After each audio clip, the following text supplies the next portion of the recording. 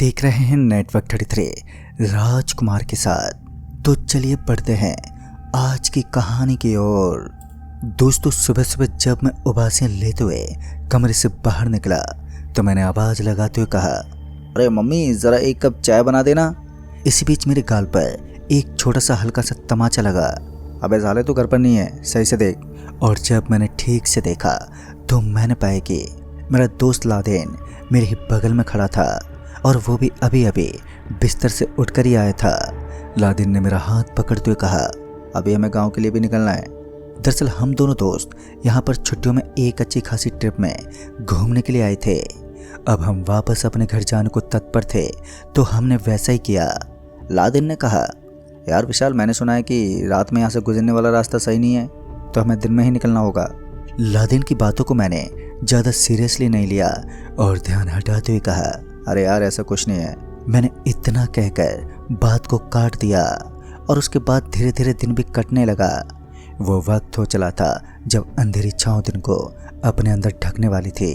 जैसे जैसे समय बीतता रहा तो वैसे वैसे हम लोगों के लिए मुसीबतों का सिलसिला आरंभ होने वाला था। मुझे नहीं मालूम उस वक्त क्या समय हो रहा था, लेकिन अब हम उस स्थान से निकलने वाले थे जहाँ पर हम रुके हुए थे। लेकिन उसके बाद जब मेरी नज़र मेरे हाथ में बंधी हुई घड़ी पर पड़ी तो मैंने देखा कि इस वक्त रात के तकरीबन 7:30 बजने को आए थे। जुलाई का महीना चल रहा था, तो इन गर्मियों के मौसम में कहाँ पता चलता है कि कब वक्त बीत गया। पूरे दिन हम लोग होटल में घूमते रहे और अब जाकर हम दोनों को घर जाने का ख्याल आया। गाड़ी स्टार्ट की और उसके बाद वहाँ से निकल पड़े। जैसा कि हमें पता था कि जाते वक्त रास्ता बड़ा ही सुनसान होगा, तो अब की बार बिल्कुल वैसा ही देखने को मिला। जोरदार सन्नाटे के बीच सड़क एकदम सपाट पड़ी थी। काफ़ी दिनों से मेरे मन में एक सवाल था, आखिर मेरी शादी क्यों नहीं हो रही। ऐसा नहीं था कि हम गरीब थे, हमारे पास पैसे नहीं थे, या फिर मेरे पास कोई जॉब नहीं थी। मेरे पास तो पैसे भी थे, गवर्नमेंट जॉब भी थी और कई चीज़ों का मालिक हुआ करता था। लेकिन अभी भी मन में एक ही सवाल रहता था कि शादी हो क्यों नहीं रही है। मेरे घर पर काफ़ी रिश्ते आते तो थे, लेकिन पता नहीं क्यों मैं खुद ही उन रिश्तों को तोड़ देता था। मुझे नहीं मालूम उस समय मेरे अंदर ऐसा क्या चलता कि मैं खुद की भी नहीं सुनता। उसके बाद मेरी मुलाकात एक तांत्रिक से होने वाली थी जो जोधड़ा गांव में रहते थे, और फिर मुझे पता चला कि वो गांव यहाँ से ज़्यादा दूर नहीं है। लिहाजा हमने अपनी गाड़ी को उसी तरफ ले लिया। रास्ते में जितना डरावना सन्नाटा था वो हमारा कुछ नहीं बिगाड़ पाया। जितना डर हमें उस सन्नाटे में लग रहा था उतना ही नॉर्मल हमारा शरीर लग रहा था। फिर हम झोतड़ा गांव के करीब पहुंच गए। मुझे नहीं मालूम कि उस समय क्या समय हो रहा था, लेकिन जब मैं उस तांत्रिक से मिलने के लिए बिना बताए उसकी गुफा में घुस गया तो मुझे उसके अगल बगल में 2 परछाइयाँ दिखी।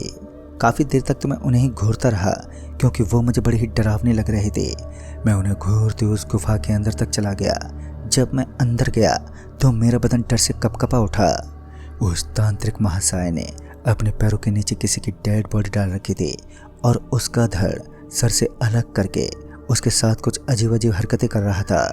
अचानक उस तांत्रिक ने मुझे देख लिया और मैं उसके सामने हाथ जोड़कर खड़ा था, तो उसने मुझे कोई हानि तो नहीं पहुंचाई, लेकिन उसके देखने का अंदाज मुझे बता रहा था। गुस्से से भरी आंखों से जैसे वो तांत्रिक मुझे देख रहा था, तो वैसे ही मेरा शरीर बुरी तरह से कांप रहा था। फिर मैं वहीं पर बैठ गया, पर उस तांत्रिक ने फिर से अपना काम करना शुरू कर दिया। मैं उसके समक्ष अपने हाथ जोड़कर बैठा रहा और ये सब काफ़ी देर तक चलता रहा। तकरीबन आधे पौने घंटे के बाद जाकर उस तांत्रिक का वो कार्य संपन्न हुआ। उसके बाद मैंने उस तांत्रिक को अपनी ज़िंदगी में हो रही समस्याओं के बारे में बताया, तो उसने मुझे घूरते हुए बोला, तुम्हारी कुंडली में काफ़ी दोष है और तुम्हें इन्हें मिटाने के लिए कुछ ऐसे काम करने होंगे जो तुम्हारे लिए बिल्कुल भी आसान नहीं होंगे। अपनी ज़िंदगी को नरक से निकालने के लिए कोई भी काम करने को तत्पर था, तो मैंने भी हामी भर दी। सवेरा होने के बाद उस तांत्रिक बाबा ने मुझे एक सड़क पर जाने को कहा जहाँ चौराहा बना होगा। वहीं पर मुझे एक पूजा करनी थी, और वो भी बीच सड़क पर। लेकिन ऐसी सड़क कहाँ मिलती है, क्योंकि ऐसे में लोग पीट पीट कर आदमी का हलवा बना देते हैं। फिर मैंने कोई और रास्ता पूछने की कोशिश की तो उस तांत्रिक बाबा ने बलि देने को कहा। किसी बच्चे की बलि देकर तुम्हारी इस कुंडली दोष को मिटाया जा सकता है। लेकिन मैं कहाँ उस तांत्रिक इन बातों को स्वीकार करने वाला था। मैंने तो नज़रअंदाज कर दिया और उसे गाली गलौज करते हुए कहा, अबे कैसा तांत्रिक है तू? तुझे तो ये भी नहीं मालूम कि किसी की ज़िंदगी को कैसे सफल बनाया जाता है। तुम लोगों को बस बलि दिखती है, इसके अलावा तुम्हारे पास कोई चारा नहीं है। और हाँ, अब जल्दी से इस स्थान से निकल जाना, वरना कुछ लोगों को लेकर तुम्हारे इस टपरे को उखाड़ दूंगा। शायद उस तांत्रिक ने मेरी बातों को कुछ ज़्यादा ही सीरियसली ले लिया। पहले तो वो मेरी तरफ देखता रहा और बाद में उसने अपनी पूजा करना आरंभ कर दिया और मैं भी वहाँ से निकल गया, क्योंकि अब मुझे भी उस तांत्रिक से कोई लेना देना नहीं था। मेरा दोस्त लादेन अभी भी दरवाजे पर खड़ा होकर इन सबको देख रहा था।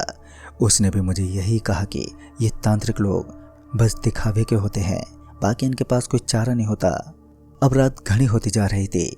आज आसमान से चांद भी गायब था, मानो कि आसमान में जो हल्की हल्की रोशनी पाई जाती है उसका भी नामो निशान मिट चुका था। अंधेरी रात थी और हम फिर से अपनी गाड़ी को लेकर वहाँ से निकल पड़े। इस बीच लादेन ने कहा, यार मुझे तो बड़ी ज़ोर की भूख लग रही है, अगर नाश्ते की कोई व्यवस्था हो जाए तो सफ़र में कोई दिक्कत नहीं होगी। अब सफ़र की शुरुआत वापस हो चुकी थी, लेकिन सड़क के अगल बगल में कहीं भी कोई ढाबा दिखाई नहीं दिया। उस तांत्रिक की एक चीज़ में अपने साथ ले आया था। दरअसल उस तांत्रिक के पास मौजूद तिलक करने का एक सामान मेरे साथ में ही रह गया था और भूल भूल में मैंने उसे अपनी गाड़ी के डिवाइडर पर रख दिया। फिर कुछ देर के बाद जाकर मुझे याद आया। फिर मैंने उस चीज़ को उठाया और गाड़ी की विंडो खोलते हुए उसे बाहर फेंक दिया। अजीब बात तो ये थी कि ज़ोर से फेंकने के बाद भी उसके गिरने की आवाज़ नहीं आई। गाड़ी में एसी चल रही थी और पता नहीं क्या हुआ कि कुछ ही देर में चल रही एसी पूरी तरह से गर्म हवा देने लगी। पूरा बदन पसीने से भीग गया था। कार का तापमान अब पहले से कहीं ज़्यादा बढ़ चुका था और तापमान में यूँ बढ़ावा देख समझ में नहीं आ रहा था। लेकिन जैसे ही मुझे पता चला कि एसी चलने के बाद भी गर्मी बढ़ रही है, तब जाकर मुझे पता चलने लगा कि होना ये सब गाड़ी की प्रॉब्लम नहीं है, बल्कि कुछ और ही चल रहा है। ऐसी कुछ चीज़ें चल रही हैं जिन पर मुझे विश्वास नहीं होता था। अब जब गर्मी कुछ ज़्यादा ही बढ़ रही थी, तब जाकर मुझे अपनी गाड़ी का ब्रेक लगाना पड़ा और ब्रेक के लगाते ही मैं गाड़ी से नीचे उतर गया। बाहर की ठंडी हवा ने मेरे बदन को राहत दी। बाहर की ठंडी हवा को अपने अंदर समाहित कर मुझे बहुत राहत मिल रही थी। और इसी बीच मेरा दोस्त लादेन ज़ोर ज़ोर से चिल्लाने लगा, अरे अरे भाई इधर आओ जल्दी। उस गर्मी की वजह से मेरा पूरा बदन पसीने से तो भीग चुका था, लेकिन जब मेरे दोस्त लादेन ने मुझे आवाज़ लगाई तो मैं भागते हुए सबसे पहले उसी के पास पहुंच गया। लादेन के बदन में एक कपकपी छूट रही थी, जो ये साबित कर रही थी कि उसके साथ कुछ तो हुआ है। जब उसे इस बारे में पूछने लगा तो उसने बताया कि उसे सामने की ओर एक बड़े से पेड़ के नीचे एक औरत खड़ी हुई दिखाई दे रही थी और उस औरत के हाथ पर बता रहे थे कि वो कोई नॉर्मल इंसान नहीं है। जब मैं उसके पास जाने लगा तो वो अचानक मेरे सामने प्रकट हो गई और फिर अचानक ही मेरी नज़र किसी चमकती हुई चीज़ पर पड़ी तो मैंने देखा कि वो एक आलीशान घड़ी थी। दिखने में वो बहुत ही ज़्यादा पैसों की लग रही थी और हम दोनों ने उस घड़ी को उठाया तो हमने देखा कि सच में वो बड़े ही अट्रैक्टिव घड़ी थी। कुछ पल के लिए तो मैं उसे ही देखता रह गया, लेकिन उसकी सुई एक जगह स्थिर थी और उसके बाद मैंने उस घड़ी को अपनी जेब में डाल लिया और अपने दोस्त से उस महिला के बारे में चर्चा करने लगा। लेकिन अब वो कहीं भी दिखाई नहीं दे रही थी। मुझे लगा कि शायद ये सब जो लादेन बता रहा था वो सिर्फ उसका वहम था और इतना सोचकर मैंने बात को नज़रअंदाज कर दिया। उसके बाद हम दोनों गाड़ी में बैठे और वहाँ से निकलने लगे। अब तक गाड़ी का माहौल फिर से नॉर्मल हो गया था और कुछ ही पलों के लिए गाड़ी ने हमें हैरान कर दिया, क्योंकि बाहर की ओर तो काफ़ी ज़्यादा ठंड थी और गाड़ी के अंदर एसी चलने के बावजूद भी गर्मी का जमावड़ा कैसे हो सकता है। इन सब बातों को समझ पाने में अब हम नाकाम थे। इस वक्त मेरा दोस्त लादेन गाड़ी चला रहा था और मैं उसकी बगल वाली सीट पर बैठा हुआ था। फिर जब मैं उस घड़ी को निहारते हुए देखने लगा तो मुझे उसे अपनी कलाई पर बांधने का मन हुआ। मैंने बिल्कुल वैसा ही किया। मैं उस घड़ी को अपनी कलाई पर बांधने लगा और जैसे मैंने उस घड़ी को अपनी कलाई पर बांधा तो वो एकदम से चलने लगी, लेकिन साथ ही साथ वो मेरे हाथ को अब जकड़ती जा रही थी। मेरे हाथ का खून बंद होने लगा। अब मैं अपने हाथ को हिला तो रहा था, लेकिन अब वो टाइट होती जा रही थी। कुछ देर बीतने के बाद ही मेरे हाथ में खून का दौरा बंद होने लगा और मैं अपने हाथ को पकड़कर ज़ोर ज़ोर से हिलाने लगा। दूसरी तरफ मेरा दोस्त लादेन मुझे तुरंत ही बगल के हॉस्पिटल में लेकर पहुंचा। अब तक मेरी आंखों के सामने भी जाला छाने लगा और उसके बाद मेरी आंखें बंद हो गई। जब दोबारा मेरी आंखें खुली तो मैंने देखा कि मैं किसी ऐसे स्थान पर था जहां चार दीवारी के अंदर सिर्फ और सिर्फ अंधेरा ही फैला हुआ था। लेकिन उसके बाद मेरी आंखें बंद हो गईं। बार बार ऐसा ही चलता रहा और फिर जाकर जब मेरी आंखें सही से खुली तो मैंने देखा कि अब मेरा एक हाथ कट चुका था और हाथ कटने की वजह से अब मुझे अपने आप पर बहुत दुख होने लगा। मेरा एक हाथ अब पूरी तरह से बर्बाद हो गया था। तब मुझे एहसास हुआ कि मैंने अपने हाथों अपनी ज़िंदगी गंवा दी। मैंने अपने हाथ को इस तरह देखकर डॉक्टर से काफ़ी सवाल किए तो उन्होंने बताया कि आपके हाथ को आपकी बॉडी से अलग करना बहुत ज़रूरी था, क्योंकि धीरे धीरे आपके हाथ में पॉइजन फैलने लगा और ये पॉइजन आपकी बॉडी में फैलने के बाद आपको पूरी तरह से नष्ट कर सकता था और आपकी ज़िंदगी बचाने के लिए हमें ये सब करना पड़ा।